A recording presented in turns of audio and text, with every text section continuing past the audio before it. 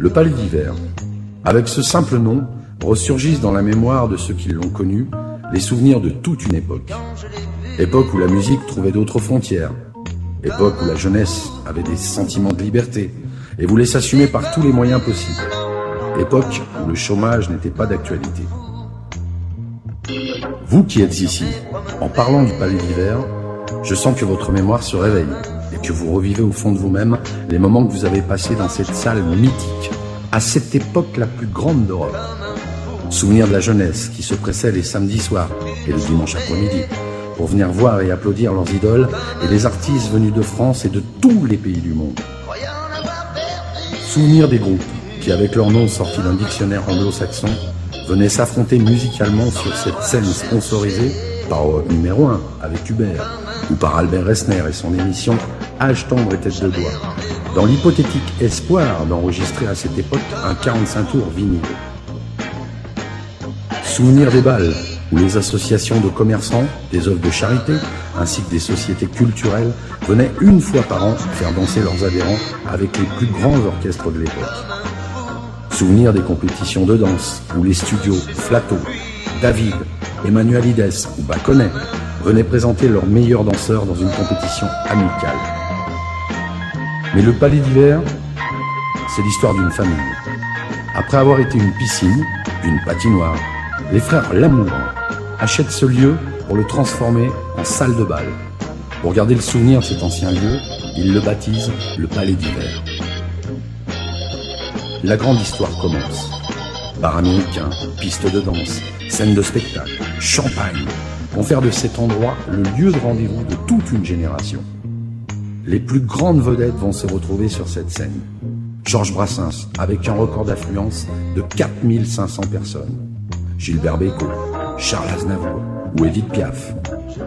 Malheureusement, tout bascule la nuit du 7 octobre 1962. Le Palais d'Hiver est anéanti par un incendie, estimé à 300 millions de francs de l'époque, 450 000 euros. Roger Lamour décide de tout reconstruire. En 1963, un an après sa destruction, le nouveau Palais d'Hiver ouvre ses portes. Les dernières technologies ont été introduites. 92 haut-parleurs, 12 écrans vidéo, avec des nouveaux bars à la française et à l'américaine. Il devient la plus grande salle de music hall d'Europe. De nouvelles vedettes arrivent de France, des États-Unis et d'Angleterre. Johnny Hallyday, Ike and Tina Turner, Wilson Pickett ou les incontournables Beatles, pour n'en citer que quelques-unes, se produiront sur cette scène. Des groupes locaux se produiront aussi, comme Jimmy et les King Bees sur la scène du Palais d'Hiver, ou Chico Magnetic Band, dans la petite salle attenante appelée West Side Club, rebaptisée après s'être appelée le Lido. Mais les difficultés vont commencer, avec les nouvelles taxes, TVA, les associations qui désertent le Palais d'Hiver, les dettes s'amoncellent, mais le palais garde sa notoriété et continue de faire venir des vedettes. Roger Lamour disparaît tragiquement le 5 octobre 1974. Son fils, Pierre-Yves, lui succède et tente de continuer l'œuvre de son père. Malheureusement, il décède lui aussi tragiquement dans un accident de voiture le 9 juin 1981. Faute de repreneur, le Palais d'Hiver ferme ses portes le 9 décembre 1985.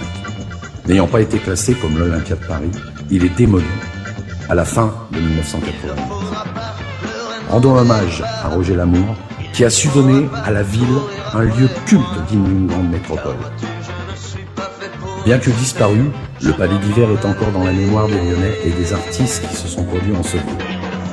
Enrico Macias lui dédie même un hommage lors de l'émission de télévision Tenue de soirée, animée par Michel Drucker à Lyon le samedi 16 septembre 2006.